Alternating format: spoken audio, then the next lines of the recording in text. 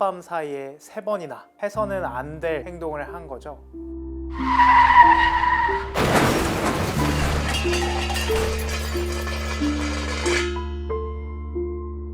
이러한 행동에는 반드시 대가가 따릅니다. 법승 사건 파일은 음주운전에 관한 이야기입니다.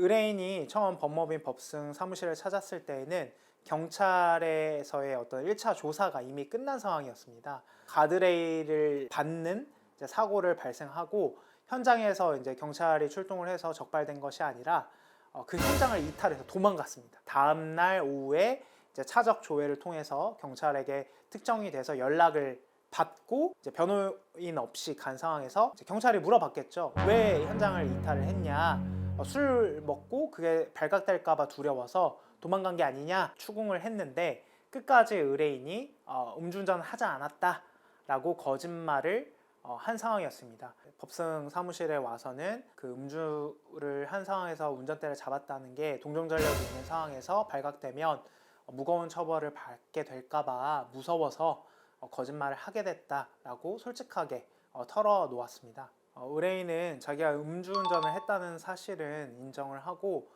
진지한 반성을 하고 있었습니다.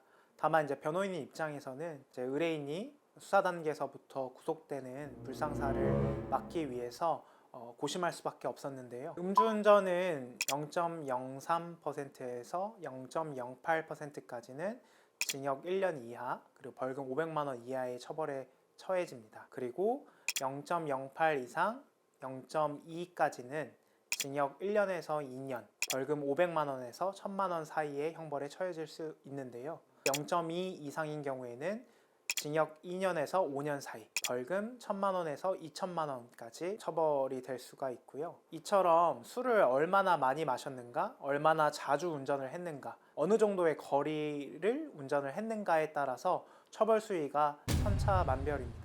매우 힘든 상황이었고 사실 의뢰인 입장에서는 오히려 첫 조사에서부터 솔직하게 음주운전 사실을 시인했다면 상황을 이렇게까지는 만들지는 않았을 것 같습니다. 일단은 이제 첫 조사에서는 이제 음주운전을 하지 않았다라고 거짓말을 했지만 이것을 이제 2차 조사에 응해서는 솔직하게 인정을 해야 한다라고 설명을 드렸고 그에 맞춰서 이제 우리 수사기관에도 재조사를 요청을 먼저 선뜻 신청을 했습니다.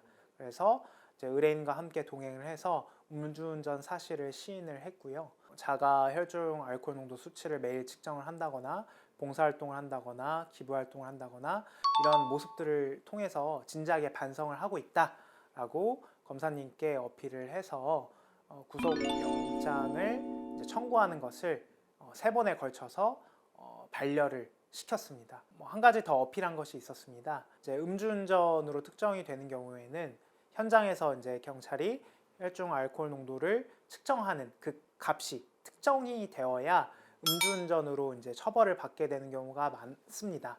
그런데 이 사람 같은 경우에는 현장을 이탈했기 때문에 당연히 혈중 알코올 농도 수치가 없었던 거죠. 이제 이 법적으로 이 혈중 알코올 농도 수치를 계산하는 방법이 있는데요.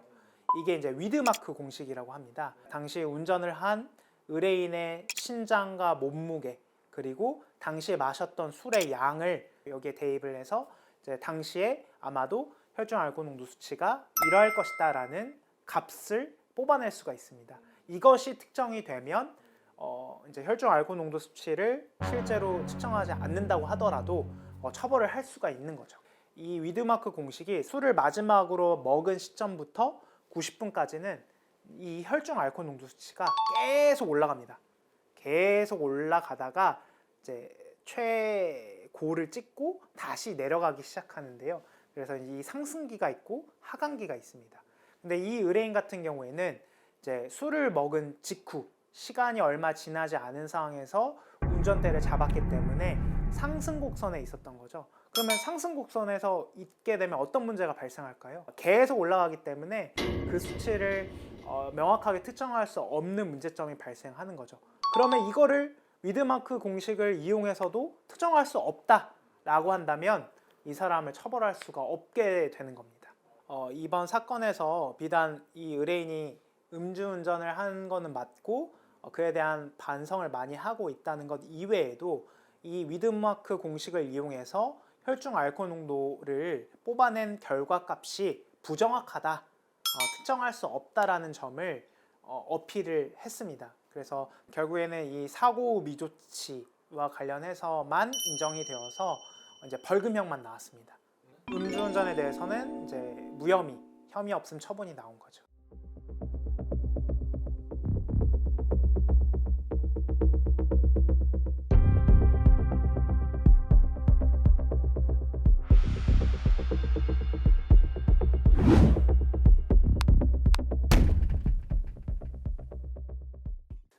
의뢰인은 결과에 대해서 엄청 좋아했다기보다는 어쨌든 다시는 음주운전을 하지 않겠다라는 생각이 들었는지 운전을 할 수 있는 상황임에도 폐차했던 차를 이제 처분을 한 뒤로 이제 차를 다시 사거나 운전을 하지 않겠다고 다짐하면서 지금도 대중교통을 이용하면서 살아가고 있습니다. 타인의 목숨을 앗아갈 수도 있는 이런 음주운전 스스로도 크게 깨달았던 것 같습니다.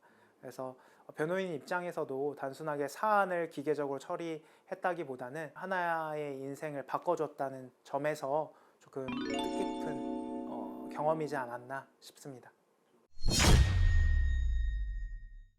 법승 사건 파일 여기까지입니다. 음주운전뿐만 아니라 각종 교통범죄에 관련해서 궁금한 사항이 있으시면 언제든지 댓글이나 전화로 문의 주시면 친절하게 상담드리겠습니다. 지금까지 법무법인 법승 인천사무소 김범선 변호사였습니다.